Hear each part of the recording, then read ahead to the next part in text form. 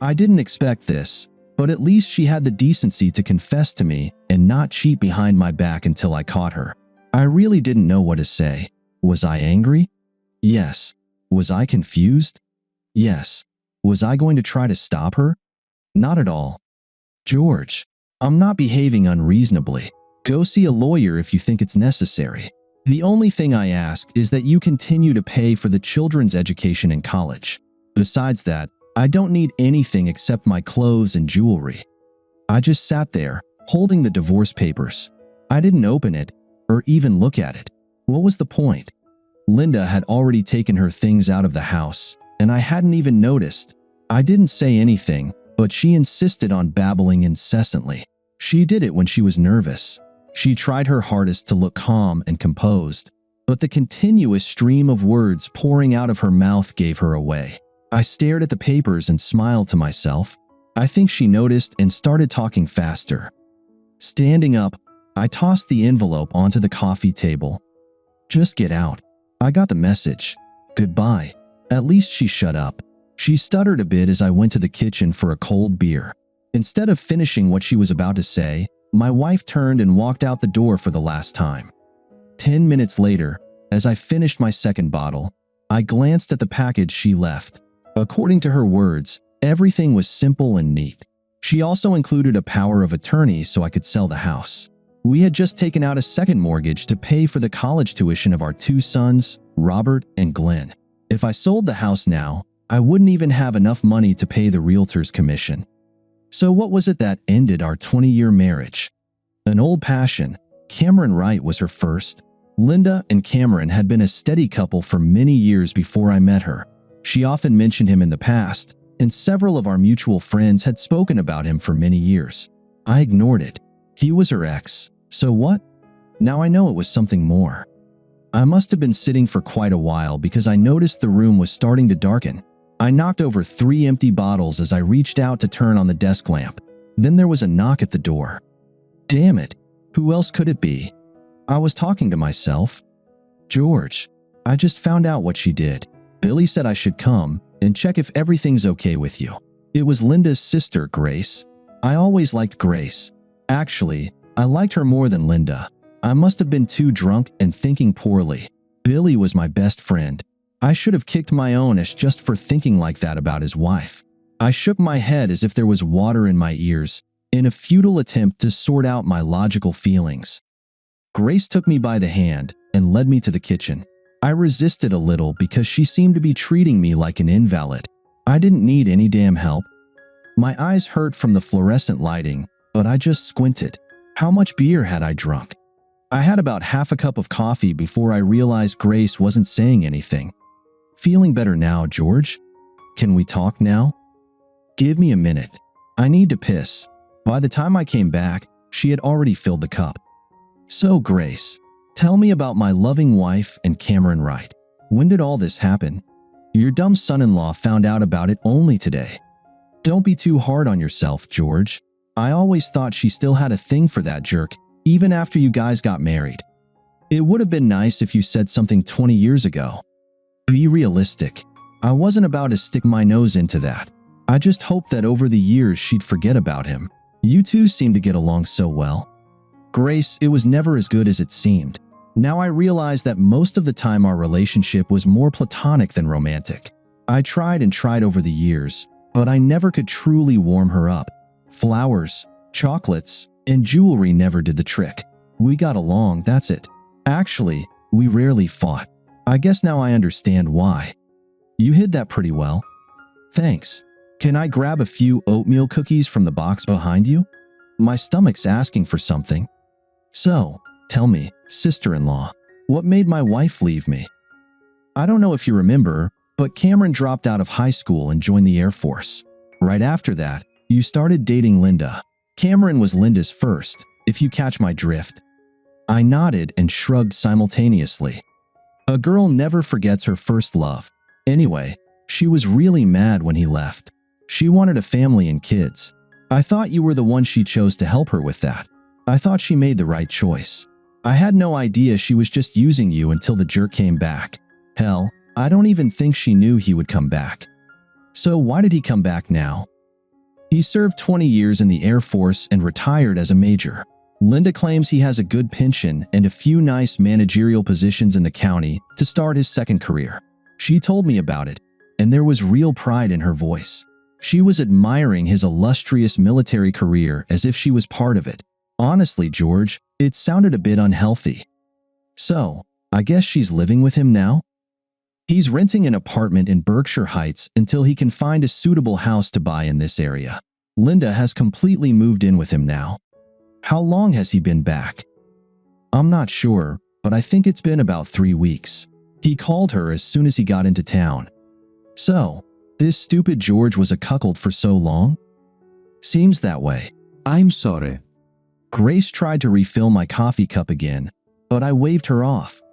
I don't need any more coffee. All I want now is to take a shower and get a good night's sleep. Thanks for stopping by, Grace. Lock the door on your way out. My sister-in-law actually looked saddened as I left the room. I was glad the boys weren't home anymore. It would have been awkward to explain what happened. They'll find out sooner or later anyway, but I hoped by then I'd have regained some composure and wouldn't look so pathetic. My career choice wasn't as ambitious, but I enjoyed my job. I was in charge of the grocery department at one of the major supermarkets in the area. The company had been trying to promote me to a managerial position for the last 10 years, but I didn't want the long hours and the added responsibility. Now, that didn't matter anymore. Early the next morning, I called my district manager and informed him that I was ready to relocate. That same day, I was assigned to lead a new store about 15 kilometers from home. I spent 3 days training in Baltimore and then started my new job. In my free time, I informed the boys about the family situation, put the house up for sale, and transferred all my credit cards and bank accounts. Linda's car was registered in her name, but the insurance was under my policy. Emphasis on the word was. Launching the new store required a lot of my time. I didn't mind because it kept my mind off my personal problems. Things were pretty organized within the company, so most of the challenges I faced were easily resolved. The corporation invited several professional staffers who had opened stores to stay with us for the first 2 weeks. It was a huge help. They conducted training for most of the new store employees. Half of the staff were experienced and transferred from other stores in the area. I was satisfied with the job and my ability to perform it. In the blink of an eye, everything fell into place. Everything was under control and running smoothly, so I had time to attend to my personal affairs. Since I planned to rent a small apartment near the store, I started getting rid of everything in the house that I no longer needed. Most of it I simply gave away. There were several agencies in the area willing to take practically anything I was willing to part with. Of course, the first thing to go was the marital bed. I felt great satisfaction in getting rid of the wedding and family photos. I actually kept a small collection of photos of the boys. Billy called and insisted that I come over to his place next Sunday for a culinary masterclass. He promised me that Linda wouldn't be there. He also wanted to brief me on Cameron Wright Status, a local war hero. It wasn't much of a culinary masterclass. Billy's 2 teenage daughters showed up but quickly disappeared. Essentially, it was just an opportunity for Billy and me to chat. Grace spent most of the day fetching us cold beers and cleaning up after what Billy cooked. All right, Billy, what do you know about Mr., or rather, Major Wright? All I know, George, is that he holds court at the Foreign Wars Hall. Cameron and Linda have been going there a couple times a week. He's all Tribune and Gladiator. The guys seem to get it, but I think they're just impressed because he's new blood. Damn, most of the guys who show up there are pushing 60. And what does my loving wife do when he loudly declares? Linda usually just stands beside him and smiles. She looks proud to be with him. She never did that when we were together. Damn, George. You're no war hero. Billy couldn't help laughing as he said that, but I didn't find it funny. George. He wears a baseball cap with embroidered major insignias on the front. He even has a tag on the front of his car with that golden oak leaf. He does everything possible to impress everyone that he was a high-ranking officer. Something felt off about Major Wright to me. I finished my beer just as Grace appeared with a couple of fresh bottles. Billy, Cameron didn't even finish high school. How did he become an officer? If I remember correctly, they scrapped that old Mustang program years ago. To become an officer nowadays, you need a degree. How did this son of a bitch get a higher education when he couldn't even get a high school diploma? Good question. I don't have an answer. Did he really join the Veterans Club? Yes. He joined the first week after he returned. Can you get a copy of his membership application? No problem. Why do you ask? I just want to check something. I'll bring it to you next week. Well, around this time, Grace came out and asked us to change the subject so she could join in. I don't remember what we ended up talking about, but a few hours later, I went home with a sly smile on my face. The following week started off normal enough. Paperwork for the divorce proceedings began. I had 3 serious prospects looking at the house, and the realtor was feeling optimistic. Work was smooth sailing until Thursday. When I arrived, Maria Sanchez was waiting for me in my office. Maria Sanchez was the supervisor on my overnight replenishment team from midnight to 8. Maria had been promoted and transferred to the new store across town. All I knew about her was that she was hardworking. Everyone agreed she deserved the promotion and pay raise. If I lost Maria, I'd have a small problem on my hands that I didn't want to deal with. Getting people to work overnight was tough, and finding good ones was nearly impossible. I hope you're not here to complain about something, Mrs. Sanchez. She smiled, but seemed a bit nervous. Actually, I'm not complaining, Mr. Templeton, but I need help. Go ahead. I'll do whatever I can. I have 2 sons, 15 and 16 years old. They both work part-time after school. They need to catch the school bus at 7 a.m., but they struggle to make it. Sometimes, when I come home after 8, they're still in bed. They're not lazy, just tired. I need to get them going in the morning, if you know what I mean. You want a raise so they don't have to work? No. Not at all. They work to earn money for school. They both do well in school, but I have to get them there. What do you expect from me? Help. I found it interesting that she wasn't whining. She was a serious woman who led a cohesive team, but she had issues with her own kids. I chuckled a bit at the situation and was met with a sharp response. This isn't funny, Mr. Templeton. If you can't figure out how to help me, I'll just have to find another job. This is amusing, Mrs. Sanchez. You lead a group of people at night who would jump at any chance to bail if they could. They don't do that because they work for you, and you wouldn't put up with it. How did it happen that you let 2 little boys take advantage of you? Where's their father when all this is going on? Now I really angered her. She started to rise with fire in her eyes. For a second, I feared I might have lost her. You're a conceited bastard, Mr. Templeton. Everyone said you were smart and fair. Seems like they were wrong. I didn't come here to be insulted. Settle down and sit. I have a potential solution. She sat back down, but didn't look too pleased about it. I'm going to change your shift. You'll start at 11. That'll give you time to prep inventory for the night crew when they come in at 12. You'll work until 6 when the first of the day shift supervisors arrives. He'll be on duty at the end of your shift. You'll have enough time to get back home, take your boys to school, and maybe even make them breakfast. That's all well and good, except for one little problem. I need at least 38 scheduled hours to keep my medical insurance. I can't afford to lose my insurance. She was right, but I wasn't done yet. Do you go to church, Mrs. Sanchez? Damn it, here you go again. You really know how to push someone's buttons. What the hell does my church-going habit have to do with my job? You're certainly touchy, Mrs. Sanchez. I'd appreciate it if you'd calm down a bit while I finish. And stop calling me Mrs. Sanchez. I'm not married. I suppose you have a clever remark about that too. I was starting to get irritated with this woman. I sighed, leaned back in my chair, and promptly fell backward. For a moment, I just stared at the ceiling. I was struck by how cheap the light fixtures looked. I heard her chuckle as she looked over my desk. I lay there on my back like a little frog, and she quietly laughed at me. She covered her mouth to hide a smile. Sorry. I was embarrassed by my clumsiness, and she found it amusing. It was hard for me to compose myself as I got up. If I can't call you Mrs. Sanchez, what should I call you? Maria. Just Maria. Maria. I have 2 supervisors, both Southern Baptists. Neither of them will work Sunday mornings, so ultimately I'll have to find someone. I want you to work from 6 to noon on Sundays. It'll give you extra hours, but it doesn't matter either way. It matters to me. You pay for family medical insurance, right? Yes. For $80 a month, both my boys are covered too. Maria, I'm going to give you a raise. That means your boys will be automatically covered under your insurance. It also means you'll get another small bump in pay. And it also means I won't be eligible for overtime. Is that correct? Yes. For several moments, she said nothing. She was a striking woman. Her hair was dark, but not quite black. However, her eyes were as black as coal. She seemed to have not an ounce of fat on her. In fact, she looked a bit worn out.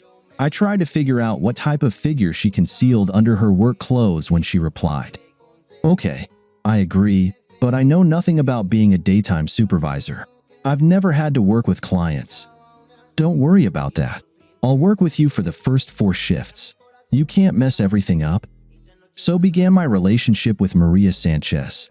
It was, to say the least, tense, and at that moment I never would have thought it would become serious. I expected her to stay for 6 hours on Sunday morning, but in the end, we worked late into the evening. She insisted on knowing everything she would be responsible for. I had nothing better to do, and I enjoyed her company. There was a small article in the Sunday paper about a fundraiser at the local American Legion branch. Major Cameron Wright was photographed in full uniform next to my loving wife. I can honestly say I've never seen her as proud as in that photo. You'd think she had earned those damn medals herself. I didn't talk to Billy until Monday evening. Grace called me at work and insisted I come over for spaghetti. How could I refuse? Billy had a copy of Cameron's application to join the Veterans Club, as well as a copy of his discharge papers. I told him about the photo in the Sunday newspaper, and he promised to also get me forms from the American Legion's mail. Grace overheard at the beauty salon that Cameron had applied for membership at the Liberty Keys Country Club. Linda and I once tried to join, but we were denied. I didn't care, but Linda was crushed. Grace said Cameron's application seemed to have been largely pre-approved. It was a leisurely week. I had already found a small apartment and usually went straight there after work, drinking at least 3 bottles of beer, sometimes more. Cable TV was included in the rent, so I wasn't entirely bored. Next week, I'll have DSL internet installed. The week ended on a high note when I found an invitation on my desk to dinner with Maria and her 2 sons. I already had her address and phone number, but she gave them to me anyway. I felt awkward, and it could easily be interpreted as a breach of company policy. Just in case, I called my boss in Baltimore and explained. With his blessing, I felt much better about the situation. I bought a bottle of wine to bring along, but I had no idea what to bring for the boys. I was a bit nervous about meeting Maria's sons, but after they learned that I have 2 sons who are already in college, the evening became much more enjoyable. Poor Maria found herself sidelined from most of the conversations. I tried to involve her several times, but eventually she just gave me a grimace, as if to say I shouldn't worry about it. She seemed pleased that I got along with Armin and Martin. The evening ended too quickly, and we never got around to opening the wine. That Sunday, I spent about 2 hours with Maria as she embarked on her first real shift as a supervisor. I had the feeling she couldn't wait to see me off so she could fly solo. That was a good sign to me. She promised to call me if she encountered any problems. I helped her wash the dishes after dinner, and we finally managed to open that bottle of wine. At first, the conversation was awkward. Except for Friday's dinner, everything between Maria and me had been strictly professional. She looked a bit dismayed when I explained to her that our relationship might cause issues, but quickly mentioned that she was sure it was something I could easily resolve. Though I didn't bring it up, Maria must have felt the need to explain her family situation. She lived with her boy's father in Tucson, and one day he just vanished. She stayed there for 3 years, but he never returned. Her brother worked as a mason in the Philadelphia area and convinced her to move in with him and his family. Eventually, she got her own place and has been working ever since to improve her boys' lives. She was never married. As soon as I finished my tale of marital woes, the wine bottle emptied. Despite the dismal topics of conversation, I still enjoyed my time with Maria. We stretched the evening out for a few hours, so the wine consumption wasn't an issue when it was time for me to head home. For the next few days, everything was fairly normal, both at work and in my personal life.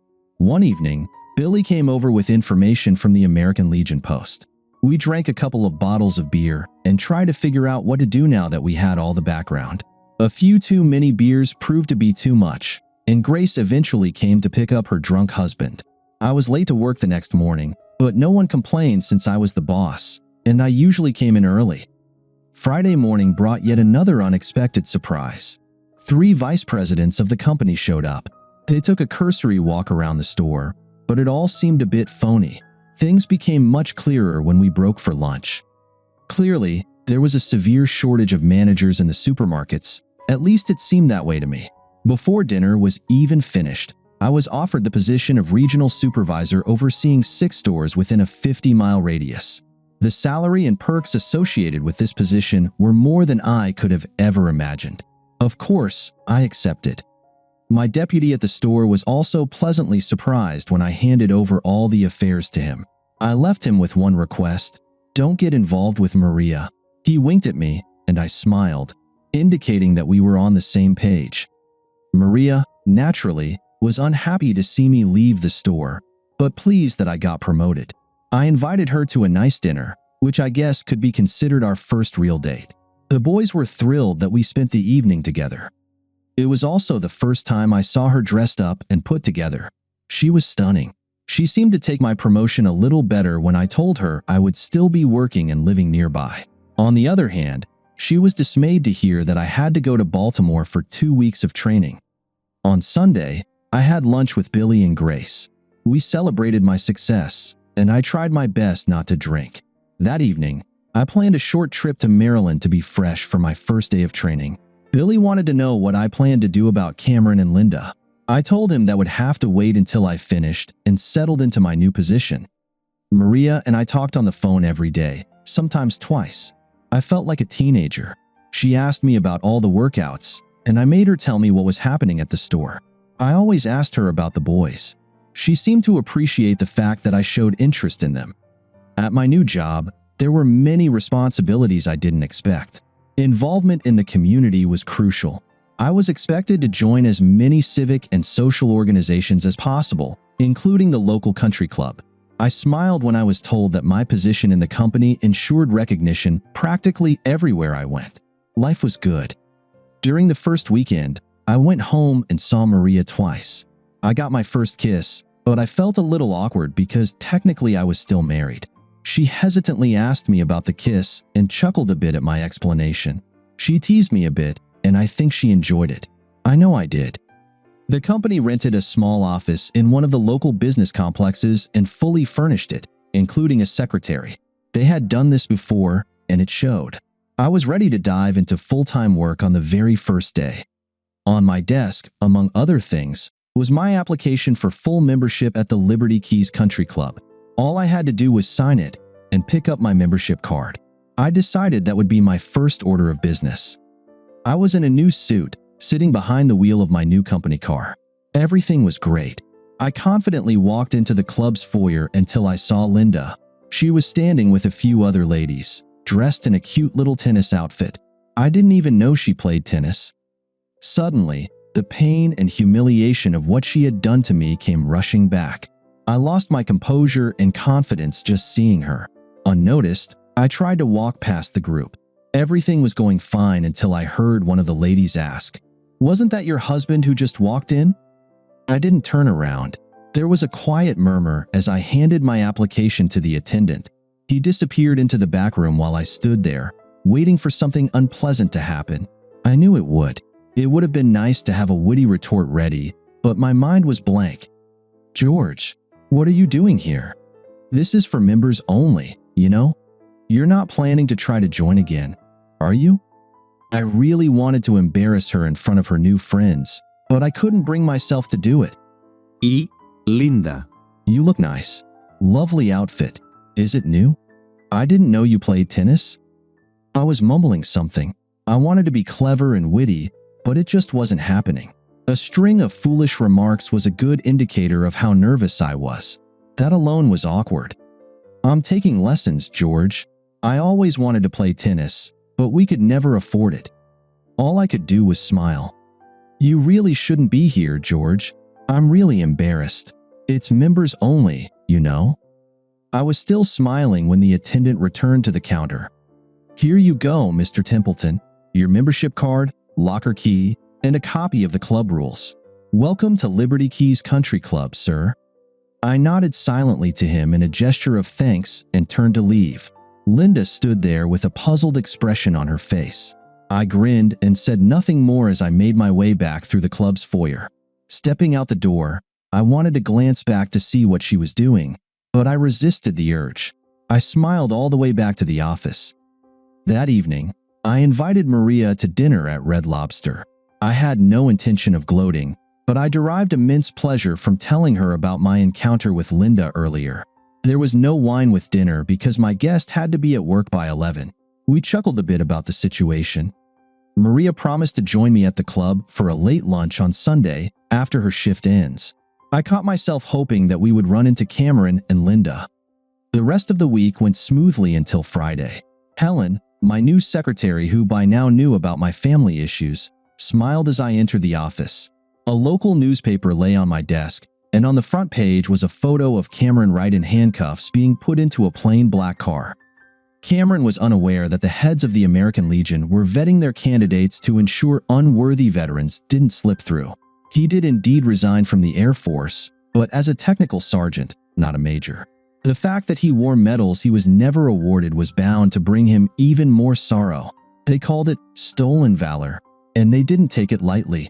I had a strange feeling that Cameron Wright would quickly lose face in his hometown. Helen brought me a cup of coffee and said that smiling is normal. It brought a smile to her face. About an hour later, the realtor called me and informed me that the house was sold. The closing was scheduled for 2 weeks from then. Just when I thought things couldn't get any better, my final divorce papers arrived in the mail. Good old Cameron pulled some strings with some of his new friends and processed the paperwork faster than usual.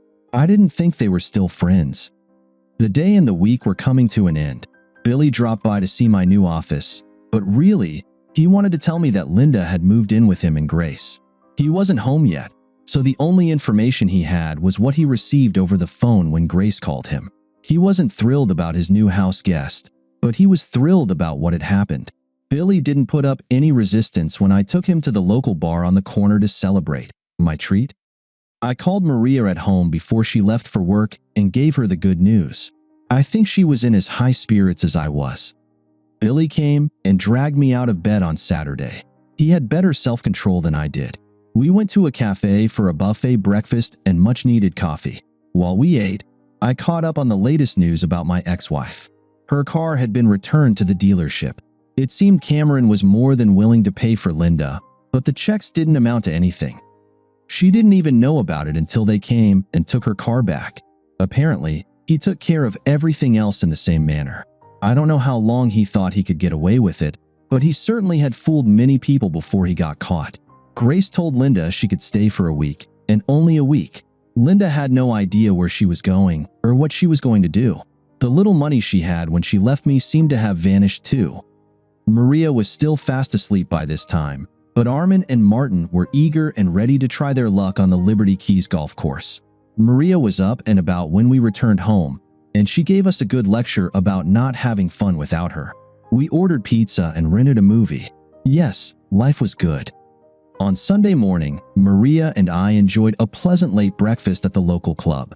I had hoped to show her off to Linda and Cameron, but they never showed up. There were a few glances in our direction, and I noticed a couple of comments, but overall, everything was fine. It was the first of many upcoming brunches. Linda moved out of Billy and Grace's house by the end of the week into a small furnished apartment.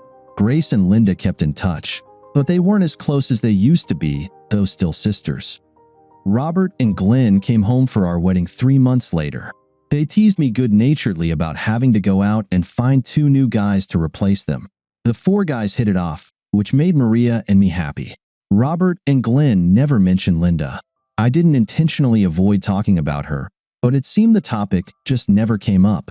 I don't know if they visited her before heading back to school or not. Billy was my best man, but he was more of a witness than anything else since it was just a civil ceremony. Maria stopped working before the wedding. I insisted that Armin and Martin quit too, so they could focus on their studies. None of them complained. Although I didn't make any money from selling the old house, I still managed to buy a new one without any problems. 2 months after the wedding, Maria and I were out Christmas shopping at the store when we saw Linda.